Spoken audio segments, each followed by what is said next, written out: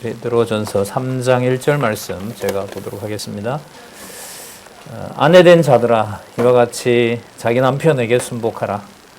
이는 혹 도를 순종치 않는 자라도 말로 말미암지 않고 그 아내의 행위로 말미암아 구원을 얻게 하려 함이니 너희의 두려워하며 정결한 행위를 봄이라.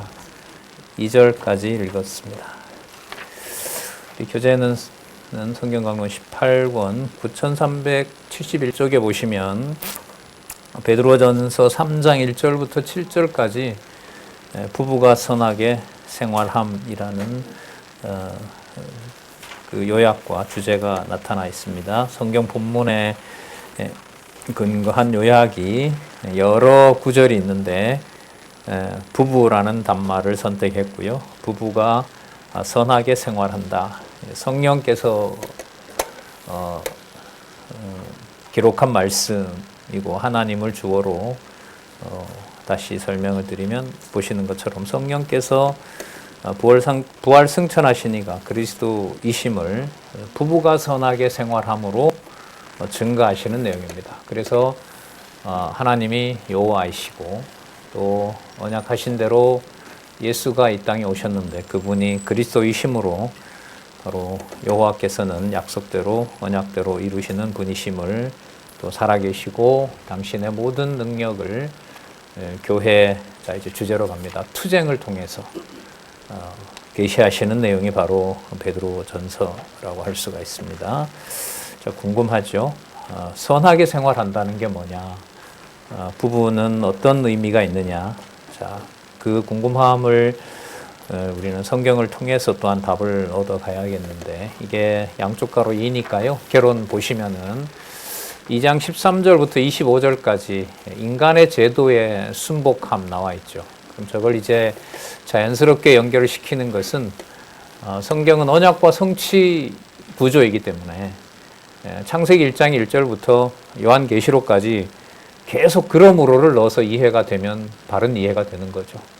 1장 1절이므로 1장 2절이고 2절이므로 3절이고 3절이므로 4절이고 그러므로라는 것을 문장에 넣는 것이 언약과 성취로 이해해가는 문법적인 그 문장을 읽어나가는 겁니다. 마찬가지겠죠. 양쪽 가로든 한쪽 가로든 성경 개론의 저 제목들이 성경의 바탕을 둔 여호와 계시 중심의 제목이라고 한다면은 한쪽 가로 1 인간의 제도에 순복하게 함으로 부부가 선하게 생활한다. 그렇게 설명이 돼야 되는 거예요.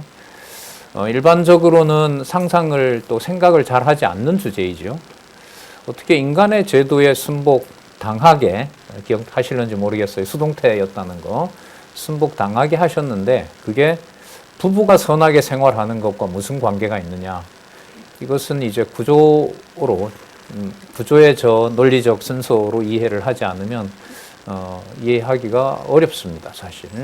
자, 그래서 그 다음에 나오는 본문들에 더 이제 중점을 두고 보게 될 텐데요. 이제 곧 살펴볼 텐데 3장 1절에서부터 2절을 보시면 아내들이 남편이 그 선행을 보고, 그러니까 아내들의 선행을 보고 구원 얻게 되도록 하기 위해서, 구원을 얻도록 하기 위해서 순복하게 하신다. 순복당한다라고 수동태로 지난번에 소개를 했었죠. 순복당하게 한다. 자, 저 깊이가 무엇인지, 저것이 어떻게 베드로전서에 국한해서 볼 때 거룩한 생활인지, 거룩한 생활은 어떤 생활이냐면 구별된 생활입니다. 구별됐다는 것은 이 땅에 일반적인 사람들과 같이 살아간다 하더라도 그 영혼과 더 나아가 육체까지 이 땅에 육체를 입고 오신 그리스도처럼 그의 모든 행위가 우리 요한복음 잘 아시죠? 본성은 무엇이다? 신성이신, 그러니까 하나님의 계시 사건이 되느냐, 바로 이것과 연관이 되는 겁니다. 본문에 보시면 3장 1절에 보시면 아내된 자들아, 그 다음에 연결어가 나오죠. 앞부분하고 연결어가 나와요. 이와 같이라고 나옵니다. 이와 같이가 무엇인지는 2장 13절에서부터 25절까지 내용에 인간의 제도의 순복함의 결론이 돼야 되는 거예요.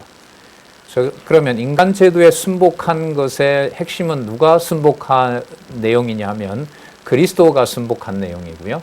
그리고 그 결과 모든 그리스도의 몸된 교회가 그때마다 세운 교회의 세력에게 인간 제도에 순복당하게 하신다는 얘기가 앞부분에 나왔던 겁니다. 자, 그것은 그리스도를 떠나서는 해석을 할 수가 없습니다.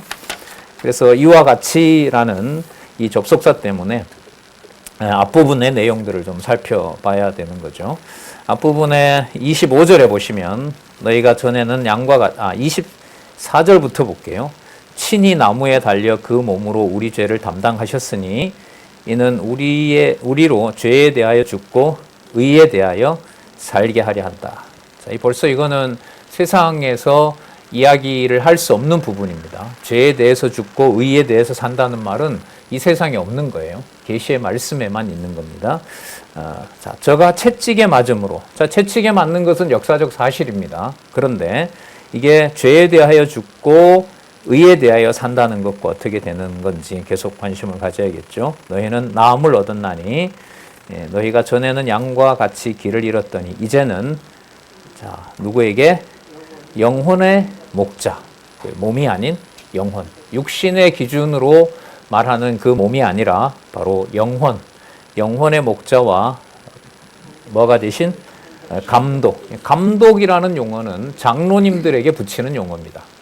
그러니까 신앙의 연장자이고 그 신앙의 연장자의 임무가 뭐냐면 감독입니다.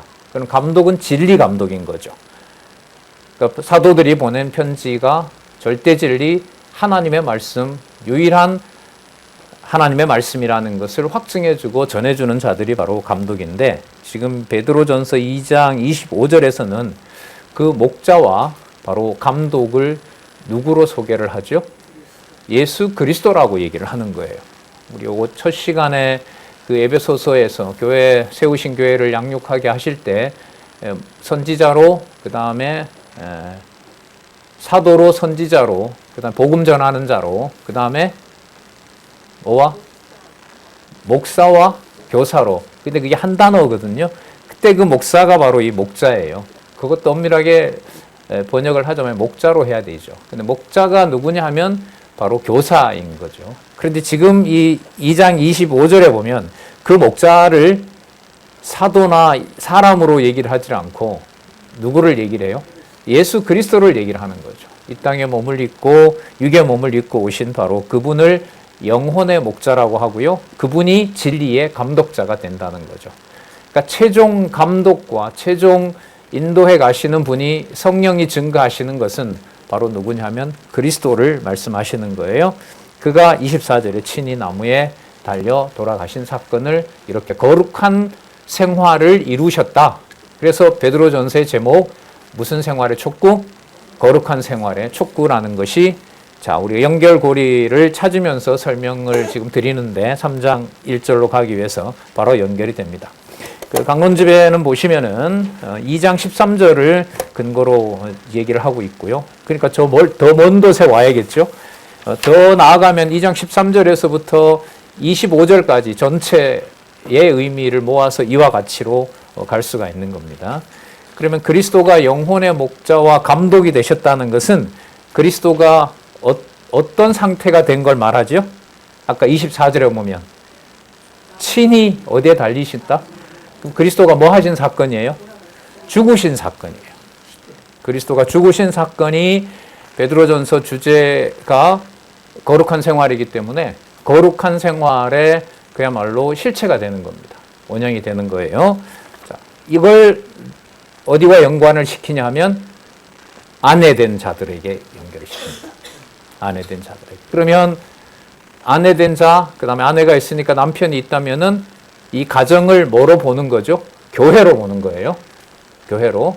왜냐하면 아내의 그런 행동이 이와 같이라는 것하고 연관이 되기 때문에 친히 그리스도의 몸이 골고다에서 그 수치스러운 몸으로 매달린 그것이 연결고리가 되면서 믿는 맥락으로 봤을 때 믿는 예수를 그리스도로 믿는 아내가 믿지 않는 남편 앞에서 아까 읽었었죠.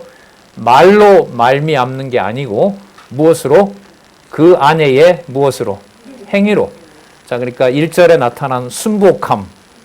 자, 그 다음에 순복하라. 이는 도를 순종하지 않는 자. 이 맥락으로 봤을 때는 아내의 믿음이 앞선 거죠.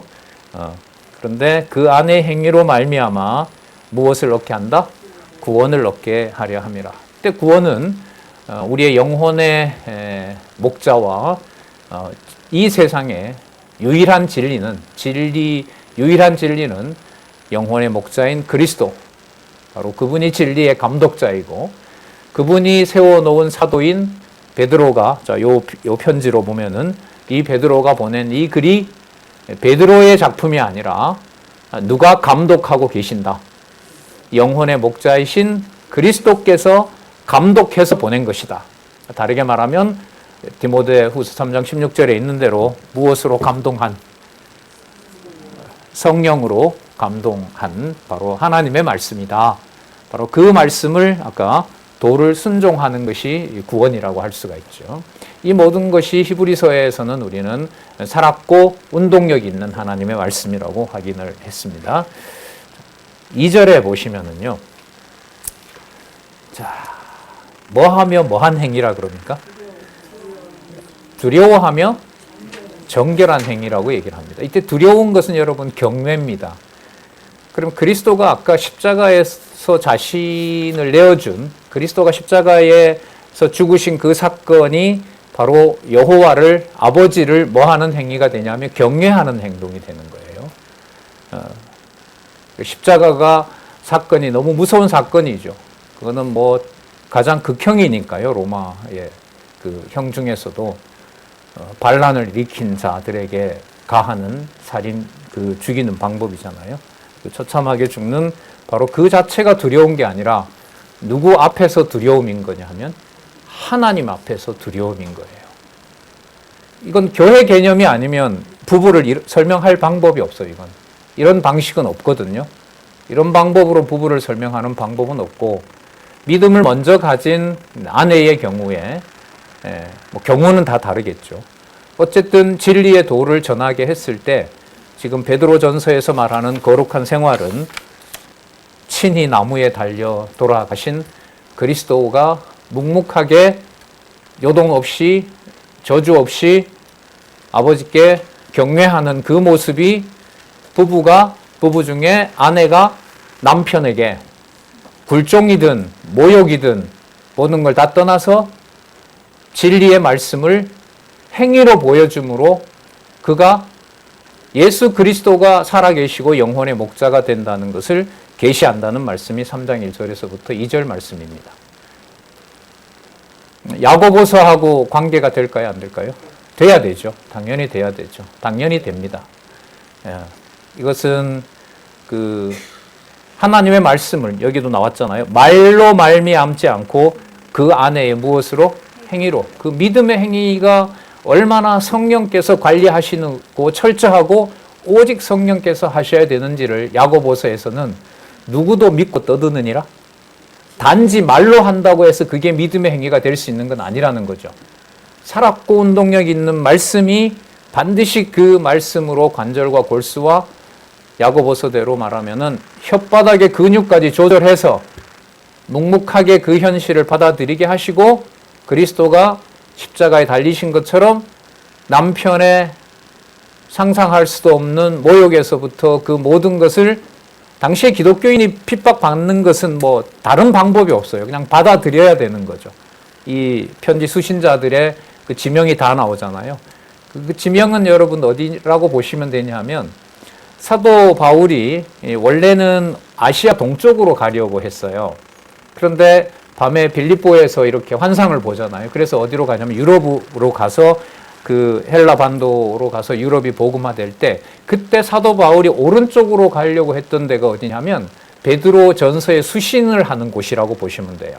갑바도기아, 거기 보면 밤빌리아 이런 곳이 나오잖아요. 어쨌든 그 지역에 있는 그리스도의 몸된 교회가 유대인들과 로마로부터 핍박을 받는 거고요. 지난 시간에 나왔던 대로 그 관리들의 세금과 통치에 반역을 하고 독립을 얻기 위해서 애쓰는 바로 그런 광경들이 나왔잖아요. 거기에 순복당하게 한다는 말씀이 나왔던 거예요. 그 맥락에서 그 국가적인 어떻게 보면 사회에 일어나는 그 폭력에 대해서 그걸 그대로 그리스도와 연관시켜서 어디로 가져오냐 하면 가정으로 가져오는 거예요. 가정으로 가지고 와서 아내들에게 2절에 다시 말씀드리면 두려워하며, 이때 두려운 것은 그 어떤 인간적인 모욕이 두려운 게 아니에요. 그 인간적인 것도 견디기가 어려운데 그 인간적인 이유 때문에 누구 이름을 부르지 못하고 누구를 경외하지 못하게 될 수 있죠. 여호와를. 잖아요. 이게 아버지의 뜻이다라는 게 받아들여질 수가 없다면은 이게 진짜 두려운 거라는 거예요.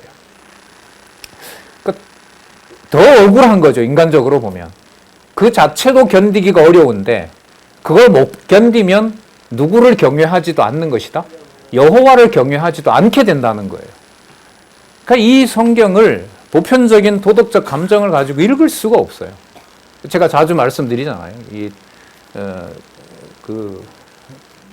신이 죽었다고 했던 그 니체라는 철학자가 어렸을 때 10대 때까지 교회 학교에서 교사도 하고 아버지가 일찍 돌아가신 루터교 목사였는데 설교도 합니다. 이른바 설교도 해요. 워낙 똑똑하고요. 16살에 벌써 그 오케스트라가 지휘하는 교향곡도 작곡을 할 정도로, 그래서 그 별명이 리틀 미니스터였다. 꼬마 목사였다. 꼬마 목사라고 불렸거든요. 그런데 고등학교에 들어가서 이제 이 유명한 사립학교 독서 클럽에 가서 그런 성경 교육을 받다가 그리스 신화를 보면서 이제 이게 다 날아가는 거죠. 루터교가 엄청 엄격하거든요. 로만 카톨릭처럼 거의 엄격한 그런 데 있다가 그게 받아낼 수가 없는 거죠. 그러니까 이런 말인 거죠. 자기도 지키지 못할 걸 어떻게 써서 편지를 보내냐는 거예요. 이게 가능하냐는 거죠. 저는 이제 거기에 공감을 하면서 이 성령께서, 성경신학에서 말하는 주관자가 성령께서라는 게 이게 없으면 이거는 도저히 성립할 수가 없다. 그래서 저 계시라는 말씀 있죠. 여호와의 계시, 여호와의 존재와 속성과 그리고 하시는 사역의 여러 속성들이 있잖아요. 그게 계시되는 것으로 믿어지지 않으면 견딜 수가 없다. 자, 그러면서 두려워하며 그 다음에 어떤 행위? 정결한 행위입니다. 이때 정결한 행위는 그리스도가 십자가에 달리신 것처럼 당신이 깨닫게 하신 그 진리의 말씀을 그대로 뭐 없이, 타협 없이, 왜곡 없이 그대로 행하도록 하는 걸 통해서 남편이 구원을 얻을 수 있도록 하는 것이다. 그럼 이게 똑같은 거죠. 사회에서 모든 사람들이 로마 제국의 폭정에 항거하고 세금을 거부하고 그 다음에 왕이 보낸 총독이나 관리들을 저 사람들을 없애고 우리가 그냥 독립을 해서 살자라고 하는데 기독교인인 나는 하나님이 선하게 판단자이기 때문에 나 가담할 수 없다. 난 세금 내겠다라고 했을 때 세상에서 말하는 기준에 섞일 수가 있을까요? 없을까요? 없는 거죠. 세상은 좋아할까요? 싫어할까요? 당연히 싫어하는 거죠. 그 분위기 속에 베드로전서가 시작이 되는 거예요. 앞부분에 그런 내용이었고, 자, 왜 그런 판단을 할 수밖에 없느냐? 그리스도가 빌라도 앞에서 하나님 기준의 선과 악을 따랐고 빌라도가 내린 그 판정을 빌라도가 내린 것이 아니라 누가 내려놓은 판단으로, 재판으로, 아버지가 세워놓은 판단으로 받아들였기 때문에 반란에 가담하지 않고 모든 걸 다 탈취해가는 바로 그 관리를 하나님이 보냈다라고 믿어지게 하신다는 거죠. 그래서 순복 당하라. 그 수동태가 너무너무 중요하다는 것을 강론집에서 강조를 하고 있습니다. 자, 그러면 하나님 앞에서 두려워하며 정결한 행위가 무엇인지 궁금하지 않을 수 없어요. 그건 본문에서 안내를 하고 있습니다. 3장 3절에서부터 6절을 보시면 무엇으로 단장하지 않고 외모로 단장하지 않고 그 다음 나오죠. 거룩한 분역. 이때 거룩은 영혼의 구원과 관련된 속성입니다. 그러니까 여호와 하나님을 두려워하는 것하고 관계가 되고요. 그리고 예를 하나 드립니다. 사라처럼. 사라는 누구의 아내이죠? 사라 들어보셨죠? 아브라함을 여기서 소개를 해요. 다시 말하면 아브라함에게 언약된 내용이 베드로전서 3장에서 성취된다 이 말입니다. 언약과 성취의 관계가 되는 거예요. 3절 보시면 너희 단장은요 이게 헬라어에서 나왔는데 이번에도 신문에 보니까 우리 유엔 장로님이 건축 용어나 무슨 용어들이 헬라어의 그리스 사상에서 왔다고 소개를 하셨는데 마찬가지 화장할 때 우리 코스메틱이라 그러잖아요. 맞죠? 예, 예. 화장품, 네. 이게 단장하는 거. 코스메틱, 바로 이게 코스메틱이에요, 이게. 코스모스라고 하죠. 코스모스가 질서가 잘 잡히고 얼굴에 각각의 그 이목구비를 딱 강조하면서 이렇게 만들어내는 게 코스메틱이잖아요. 바로 이게 단장입니다. 이 말씀을 드린 이유가 그때 그 장소에 그러한 남편을 만나서 믿음은 좋지 않지만 내가 이 남자를 만나게 된 것의 목적이 어디에 있느냐? 마음을 단장해서 그에게 무엇을 보여주는? 하나님의 구원을 보여주는 바로 그 목적이 있다라고 소개를 하고 있는 거예요. 너희 단장은 머리를 꾸미고 금을 차고 아름다운 옷을 입는 외모로 하지 말고 4절에 보시면 오직 마음에 볼까요? 숨은 사람. 숨은 사람은 여러분 내면에 있는 바로 새 사람을 말하는 거죠.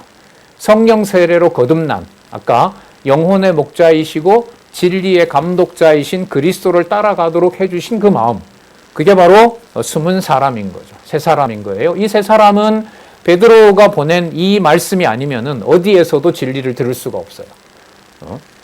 자, 숨은 사람을 볼게요. 그 다음 뭐하고? 온유하고 안전한, 고요한 이런 뜻이죠. 심령에 썩지 아니할 것으로 하라, 단장하라 이 말씀이에요. 이건 곧 진리를 그대로 수용하는 겁니다. 베드로 사도를 통해서 기록한 이 말씀이 베드로가 보낸 말씀이 아니라 바로 하나님의 말씀이다. 우리는 그걸 이제 창세기부터 계시록까지 전체 정황무한 하나님의 말씀으로 우리 성경 신학에서는 여러분들과 같이 고백하고 있는 거고요. 할 것으로 하라. 이는 왜냐하면 이는 누구 앞에 값진 것이라? 하나님 앞에 값진 것이라. 그래서 아까 3장 2절에 두려워하며 정결한 행위라고 하는 것이 이렇게 단장하도록 하는 것이고 누구 앞에 값진 것이다? 하나님 앞에 값진 것이다 라고 소개를 하는 겁니다. 뭐 하는 것이요? 몸은 괴롭지만 하나님 앞에 두려움으로 그리스도가 십자가에 달린 것을 가정에서 실행하도록 하시는 것, 순복하도록 하는 것. 가끔 그런 예를 스스로 이제 던지는데, 뭐 여자든 남자든 뭐 마찬가지일 수도 있겠죠. 어느 측면에서는. 뒤에 가면 이제 먼저 믿은 남편이 그러면 믿지 않는 믿음의 도가 자기보다 약한 아내에 대해서는 어떻게 하냐. 뒤에도 이게 나오거든요. 그러면 이제 남녀든 간에 그 수치와 모욕을 지나가는 어떤 행인한테 당하는 게 더 낫습니까? 그래도 같이 사는 사람에게 모욕과 이 굴욕을 당하는 게 낫습니까? 두말하면 잔소리면 집안에 있는 사람한테 당하는 게 낫죠. 무슨 소리예요, 내가? 누가 나한테 욕을 해요. 같이 사는 사람이 욕하는 게 좋아요? 지나가던 사람이 욕하는 게 좋아요? 어떤 게 견딜만 합니까? 둘 다 싫어요? 그럼 이건 진도 문제가 아니에요. 여기서 이제 놓고 이런 생각을 하지 않았다면은 이게 진짜 성경이 강론집을 제가 소개하잖아요. 이렇게 해설된 바를 구조에 따라서 설명하는데 저 사람이 제대로 설명하는지를 스톱하고 여러분이 확인하셔야 돼요. 왜냐면 이런 생각은 거의 안 해보셨잖아요. 제가 질문을 이렇게 던지는 거. 그런 질문도 드렸잖아요. 보이시피싱에게 1,000,000원 떼이는 게 낫습니까? 아들한테 1,000,000원 줬다가 헐렁 까먹는 게 낫습니까? 그 교회 학교 다니는 또 아들이에요. 교회 학교 선생님이에요. 아들이 나요? 물어보지 마세요. 제가 물어보면서 공부를 하기 때문에 저 구조를 이해해 갈 때 안 물을 수가 없어요. 왜 저 제목을 달았지? 3장 1절에서부터 7절까지 수십 개 문장이 있는데 왜 저 제목을 단 거야? 안 물을 수가 없어요. 그리고 저게 왜 여호와 계시지? 왜 꼭 창세전부터 나와야 되지? 안 물을 수가 없잖아요. 왜 창세기로부터 말라기까지 언약한 내용이 역사적 사실로 성취된 게 베드로서지? 그리고 왜 하필 저 제목일까? 저게 왜 투쟁이야? 안 물을 수가 없는 거죠. 자, 죄송합니다. 물어서. 자, 계속 볼게요. 하나님 앞에서 어떤 것이다? 값진 것이다. 값진 것이다. 자, 5절 더 볼까요? 전에 하나님께 소망을 두었던 거룩한 부녀들도, 자, 언약이 성취된 것이라는 것을 지금 설명하는 거예요. 자, 하나님께 소망을 두었던 거룩한 부녀들도 이와 같이 자기 남편에게 뭐함으로? 순복함으로. 이건 이미 수동태로 결정이 됐어요. 순복당하게 함으로. 자, 순복함으로 자기를 뭐 하였다? 자, 그러면 단장은, 진정한 코스메틱은 어디를 단장하는 거죠? 영혼을 단장하는 것이고, 어떤 상황에 대해서 누구 탓하지 않고 하나님께서 정해놓은 길을 가는 거냐 하면 그리스도가 십자가에 달리신 것처럼 상황과 인간이 아닌 하나님의 정해놓은 길을 그대로 따라가는 것이 뭐냐 하면 단장인 거죠. 자, 예를 듭니다. 사라가 아브라함을 주라 칭하여 복종한 것 같이, 창세기 18장 2절이죠. 창세기 18장 2절에 보면 그 강건집에 나와 있습니다. 아브라함을 사라가 뭐라 부르냐면 주라고 부릅니다.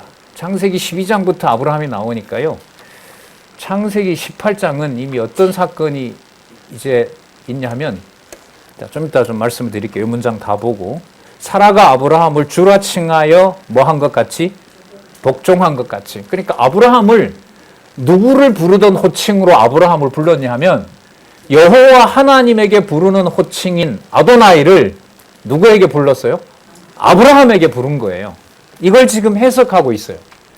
그럼 그때 아브라함의 호칭을 부른 것이 아브라함이 진짜 주로서 부른 게 아니라 아브라함을 통해서 언약한 그 사건을 여호와 하나님이 이루신다는 것이 믿어졌기 때문에 아브라함에 대해서 사라가 무슨 호칭을 썼다는 거죠? 아도나이라는 주라는 말을 썼다는 거예요. 그 주는 여호와이시거든요.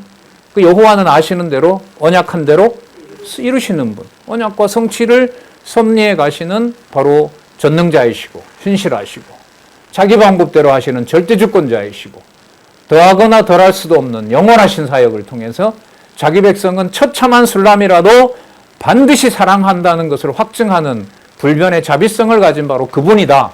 그게 믿어지기 때문에 여러분 18장 정도면은요, 어떤 사건을 겪은 다음이냐 하면 부인인 사라를 자기가 살려고 2번이나 뭐라고 거짓말을 하죠? 무슨 부인이에요? 무슨 부인은 거짓말 아니잖아요. 뭐라고? 너 내 동생이라고 해라. 아브라함이 시켰어요. 사라가 당신이 아도나이고 주니까 내가 가서 동생이라고 할게. 이렇게 말한 게 아니고 아브라함이 시켰죠. 너 가면 누구라고 해라? 내 동생이라고 해라. 죄송합니다. 인간을 주여라고 부를 수 있을까요? 또 질문을 했네. 죄송합니다. 질문 안 할게요. 질문을 하지 않는 게 맞아요. 질문을 할 때는 제가 할 수 있으면 질문을 해요. 니도 할 수 없는데 왜 질문을 하냐 이거거든요. 그 말도 맞아요. 여러분 이게 히브리서 11장에서부터 말하는 믿음은 바라는 것들의 실상이요, 실체요. 보지 못하는 것들을 증거한 것이라는 히브리서에 있는 그 믿음의 실체를 빼고 이게 설명이 될까요? 안 되죠. 거기에도 누구 얘기가 나옵니까? 아브라함과 사라 얘기가 나옵니다. 히브리서 11장에도. 다 연결이 돼요. 이 베드로 전서는 전서만 가지고 강론 절대로 못합니다. 제가 볼 때는. 어떻게 보면 그 구절만 읽고 입을 여는 순간 바로 질문이 들어와요. 그럼 이건 어떻게 되느냐? 해결이 되질 않아요. 이게. 그래서 야고보서에서 베드로 후서까지를 하나로 묶고 더 나아가면 히브리서에서부터 유다서까지를 투쟁으로 이렇게 묶어놓은 이게 구조를 만들어 나가는 거란 말이죠. 이게 세워놓으면 구조가 되는 거니까 옆으로 벌리면 이렇게 묶어주는 건데 묶어주는 걸 세우면 구조가 되는 거잖아요. 진짜 놀라운 거예요. 성경을 이런 식으로 그것도 단일 주제 오직 여호와만 놓고 묶어 간다는 게 이거는 성경을 아까 말씀드린 대로 그러므로라고 하는 것을 연결할 방법은 이 방법밖에 없어요. 자, 계속 보도록 할게요. 사라가 아브라함을 주라 칭하여 복종한 것 같이 너희가 뭘 행하고? 선을 행하고. 그럼 이때 선은 바로 인간인 아브라함을 하나님께서 보내신 하나님의 언약을 이루어 나가는 자로 뭐 하는 거죠? 따르는 거죠. 그러니까 믿지 않는 남편이라도 그 믿음을 주관하는, 저렇게 예수를 그리스도로 하고 믿는 나를 탄압하거나 혹은 받아들이지 않고, 하지만 남편, 가족으로 부부로 살아야 되는 그 사람의 모든 언행들을 사라가 아브라함을 보면서 여호와께서 언약한 것을 이룬다라는 것이 믿어지도록 하신 것처럼 그 상대자를 누가 주관해 간다는 것으로 믿는 거죠? 여호와께서. 그것이 여호와를 경외하는 것하고 정결한 행위로 진정으로 단장하는 것과 연결이 된다는 거예요. 부분이. 자, 참 힘들 것 같아요. 몸은 로마에서 세금 내라 그러고 세금 다 떼이고 뭔가 모아서 자, 요거 모아서 주일날에 우리 성도들하고 뭔가 같이 식사해야지라고 빵을 모아놨는데 교회를 반대하는 남편이 싹 가져가 버려요. 그래도 뭐 하는 거죠? 그래도 하나님 앞에서 두려워하고 정결한 생활로 그 악행에 대해서 하나님이 살아계시고 순복해야 되는, 질문하려고 그런다, 다시. 간만에 여러분 이렇게 목이 이렇게 마르네요. 그냥 가시래요, 그냥 가래요, 그냥 읽을게요, 그냥. 읽으면 다 아신다고 믿고. 너희가 선을 행하고, 그럼 이때 선은 누구 기준은 아니냐 하면 우리 기준이 아니에요. 일반적으로 말하는 아내 기준도 아닌 거예요. 아무 두려운 일에도 뭐 하지 아니함으로, 아무 두려운 일이니까 뭘 해도 뭐 하는 거예요? 몸은 몰라도 그 일이 누가 하시는 일이다? 하나님 하시는 일이다라고 놀라지 않게 되므로 누구의 딸이 되었다? 그의 딸이 되었다. 사라의 딸이 됐다는 거예요. 이제 강론집에는 거룩한 믿음의 후예가 된다. 이건 이제 신학적 의미인 거고요. 문법적으로 보면 그럴 때 진정으로 사라가 아브라함을 주라고 부르게 했던 그 일이 여러분들에게 성취되는 겁니다. 이런 거죠. 언약과 성취고 여호와께서 언약하신 대로 그것을 이루셨다, 성취하셨다. 여호와 계시가 이렇게 해서 되는 겁니다. 자, 부인인 성도를 너무 몰아붙이니까요. 빨리 남편이 나오는 게 좋을 것 같아요. 3장 7절 보면은요. 남편 된 자들아. 이와 같이는 또 뭐가 들어올까요? 앞부분하고 들어와야겠죠? 거슬러 올라가면 누구요? 영혼의 목자가 되셔서 자기 양을 살리기 위해서 십자가에 자신을 내어주고 진리의 감독자가 되어서 부활 승천하셨지만 사도들을 통해서 다시 그 말씀을 전해주는, 바로 그분이 내리는 모든 명령은 하나님 아버지만 경외하도록 하신다는 그 사실, 그걸 부인을 통해서 구약의 언약한 대로 이루셨고, 그걸 이루셨으므로 믿지 않는 아내에게 먼저 된 남편으로서 신앙생활을 해야 되는 남편 된 자들아. 자, 이와 같이 지식을 따라, 지식은 다음 사실이라고 보면 돼요. 다음과 같은 내용을 따라서 너희 아내와 뭐하고? 동거하라, 이렇게 보시면 돼요. 자, 왜냐하면은 저는 더 뭐한 그릇이요? 연약한 그릇이요. 이때 연약한 게 여러분 남자 여자가 가지는 어떤 생물학적인 특성을 말하는 걸까요? 아니죠. 예. 저는 더 연약한 그릇이다. 무슨 뜻일까요? 더 연약하다라고 하는 게, 자, 뭐 강론집에는 따로 설명은 없습니다. 여러분, 여자라는 말과 하와라는 말을 혹시 이해하고 계시는지요? 여자라는 말은 남자에게서 나왔다는 말이 여자라는 말입니다. 하와라는 말은 무슨 뜻이냐면 생명을 가진 자, 그 에덴 동산에서 추방당할 당하면서 아담이 하와 보고 뭐라고 불렀냐면 산자의 어미다라고 했잖아요. 그 생명을 가지고 있는 그 에덴 동산에서 추방당하지만 하나님께서 저주한 내용을 보니까 자녀에 대한 언약도 보호가 되고 아담도 힘은 들지만은 땅을 일군다는 땅 정복권도 가지고 있죠. 그래서 그 3장 14절부터 20절까지 나와 있는 이른바 하나님의 저주에 대해서 성경 개론에서는 뭐라는 타이틀을 달고 있어요?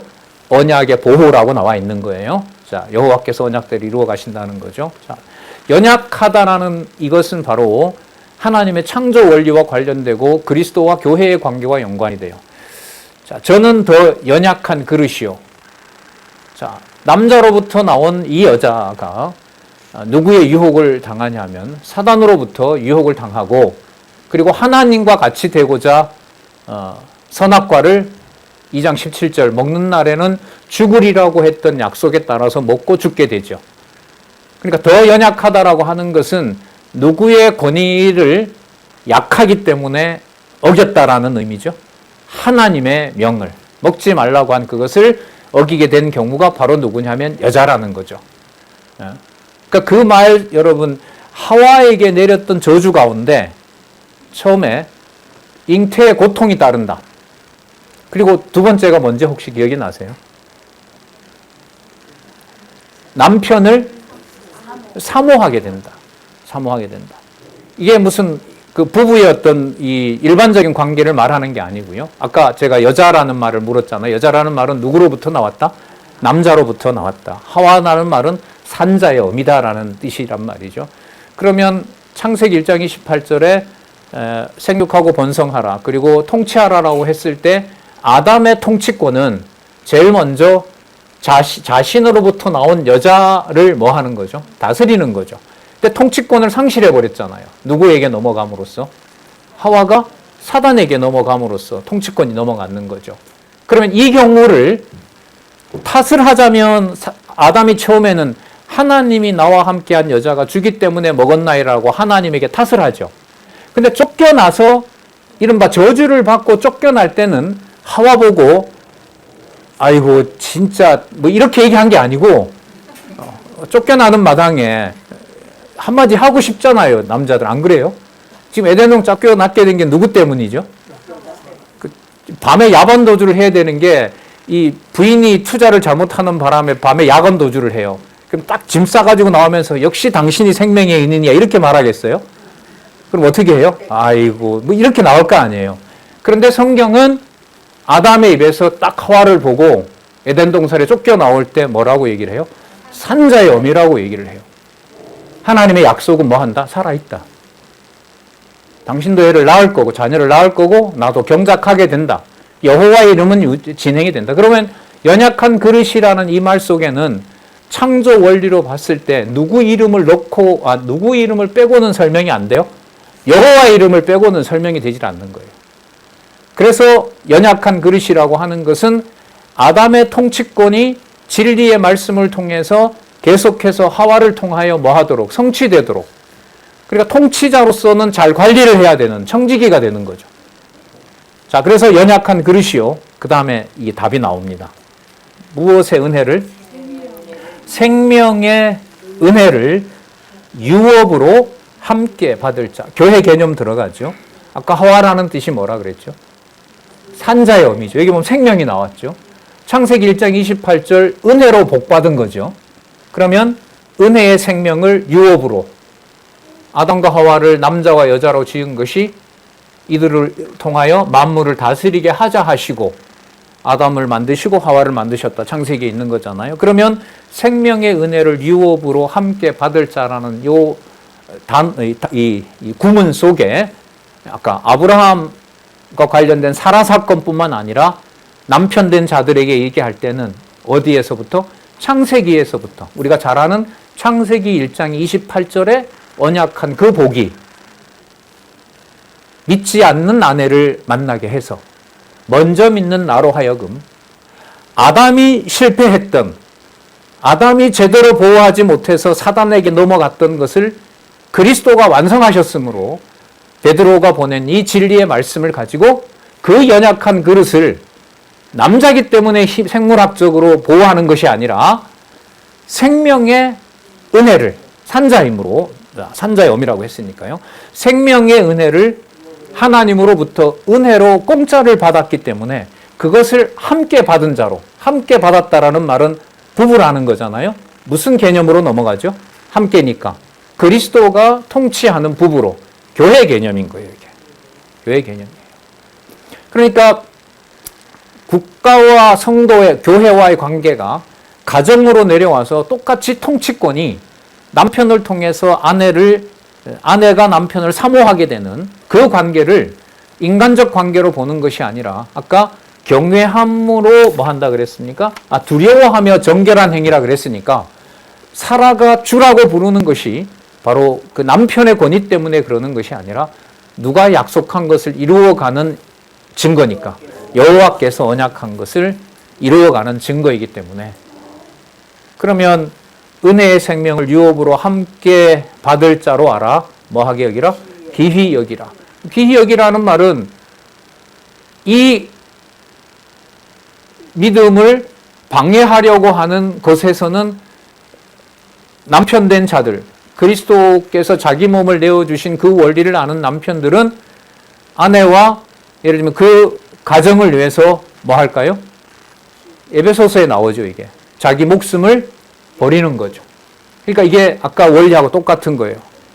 아내인 사라가 자기의 모든 것을 아브라함에게 주라고 부르면서 자기의 모든 통치권을 넘겨주는 것처럼 이 경우에는 생명의 유업을 함께 받은 자이므로 그 생명을 진리의 말씀으로 보호해줘야 되는 측면에서 그리스도가 십자가를 진 것처럼 뭐 한 거죠? 자기 몸을 버려야 되는 거죠. 버리게 된다는 말씀인 거죠. 그러니까 에베소서 5장에 나오는 그 부부 교회로서 가정 보다가 베드로전서 지금 3장에서 말하는 것은 더 구체적입니다. 더 구체적이라는 말은 성취가 그만큼 더 치밀하게 우리가 이룬다가 아니라 성령께서 이루신다라는 겁니다. 그러니까 양육이잖아요. 그게 무장인 거고 지금 이 투쟁이라고 하면 더 구체적으로 적극적으로라는 말은 오직 누구만 바라보게 하시는 거죠. 예수 그리스도의 통치와 하나님 아버지만 바라보게 하신다는 것으로 연결이 되는 겁니다. 자, 그 다음에 보시면 이는 너희 뭐가? 기도가 막히지 아니하게 하려 함이니라. 기도 이러면 예수께서 가르쳐 주신 기도입니다. 어떻게 끝나죠? 주기도문이 죄송합니다. 질문을 또 했네. 마지막이 어떻게 끝나냐 하면 대개 나라와 그 다음에 권세와 자, 그럼 이때 영광이 오늘 3장 1절에서부터 지금 7절까지라고 했을 때 그 영광은 인간적으로 보면 어떤 영광입니까? 수치를 받는 영광인 거죠. 자기를 내어줘야 되고 남편에게 순복을 해야 되고 말도 안 되는 말을 하는 부인이지만 그에게 연약한 그릇이 깨질까봐 그 모든 답답함을 견디고 예수 그리스도를 안내해야 되는 바로 그러한 나라와 권세와 뭐예요? 영광이라고 할 수 있죠. 여러분 이 베드로가 이 저자인 베드로가 예수님 그 부활하셨을 때 예수님이 불가에 앉아서 음식 먹을 때 예수님이 질문을 시작을 합니다. 야, 너 나 사랑하냐? 사랑합니다. 내 양 먹이라. 그 다음 했으면 그만인데 또 물어요. 진짜 나 사랑하냐? 진짜 사랑하는데요. 그러면 내 양을 쳐라. 또 한 번. 진짜 날 사랑하냐? 그러니까 성경에 보면 베드로가 두려워하여 내 양을 먹이라. 그리고 예수님이 덧붙입니다. 앞으로 너는 원치 않는 죽음을 죽게 될 것이고 네가 띠를 띠고자 하더라도 내가 띠를 띨 수가 없고 너 마음대로 할 수가 없다. 그리고 해석을 어떻게 하냐면 이는 베드로가 앞으로 어떤 죽음으로 영광을 돌리게 될지를 말함이로라. 이렇게 요한복음이 끝이 납니다. 그러면 기도라는 말은 예수님께서 주기도문을 요약을 이렇게 하셨죠. 그의 나라와 하나님의 나라와 하나님의 의라고 하신 거고요. 실제로 그 주기도문을 보면 나라가 천국이잖아요. 그 다음에 권세, 누구의 권세? 하나님의 권세, 아버지의 권세. 그게 아까 하와가 사라를 뭐라고 불렀던? 죄송합니다. 사라가 아브라함을 주라고 불렀던. 그리고 주라고 부른 그 남편의 입장에서는 그 아내를 무엇을 함께 하는 자? 생명의 은혜를 유업으로 함께 받은 자로 그 유업이 훼손되지 않도록 자기의 모든 것을 던지는 바로 그리스도의 죽음을 따라가는 자. 이렇게 연결이 되면서 그게 기도가 막히지 아니하게 하려 함이니라 이렇게 모아지는 겁니다. 자, 3장 8절에서부터 22절을 보시면은요, 성도로 선하게 생활함 이렇게 나옵니다. 자, 이거는 아까는 부부였다면 성도는 인간관계에서 특히 성도들의 이른바 사회생활에서 어떻게 생활하도록 하시는지에 대한 말씀이 나오는데 국가와의 관계에서 교회와 국가의 관계에서 부부간의 관계에서라는 것을 빼고 따로 설명이 될까요? 그 맥락에서 설명이 될까요? 그 맥락에서 설명이 되는 거예요. 네. 짧게 한 것 같은데 벌써 50분이 다 됐네요. 네. 아쉽죠? 이쯤에서 쉬고 가시는 게 좋아요. 예, 쉬고 생각도 하시고, 예, 자, 네, 우리가 20분에 시작했기 때문에 10분에 마치는 게 맞습니다. 그래요, 수고하셨습니다. 같이 기도하겠습니다. 하나님 아버지 감사합니다. 주신 말씀의 권위가 얼마나 높고 우리의 생각과 판단을 넘어서는지 이 시간 함께 진리의 말씀을 대하도록 하시고 오직 주 예수 그리스도와 하나님 여호와 하나님만을 바라볼 수 있도록 우리들에게 이 시간 귀한 말씀을 듣도록 또 말하도록 허락해 주셔서 감사드립니다. 귀한 주의 지체들 또 귀한 주의 진리를 함께 하게 하시는 동력자들 진리의 말씀으로부터 한 사람도 낙오되지 않고 이 말씀을 이 땅에서 성취하시는 동안 그 성취의 모든 과정들을 하나님의 정하신 뜻과 아버지가 원하는 선을 실행하는 귀한 동력자들 될 수 있도록 우리에게 보혜사 성령께서 오직 주관자가 되시고 인도자가 되어 주시옵소서. 예수님의 이름으로 기도드렸습니다. 아멘.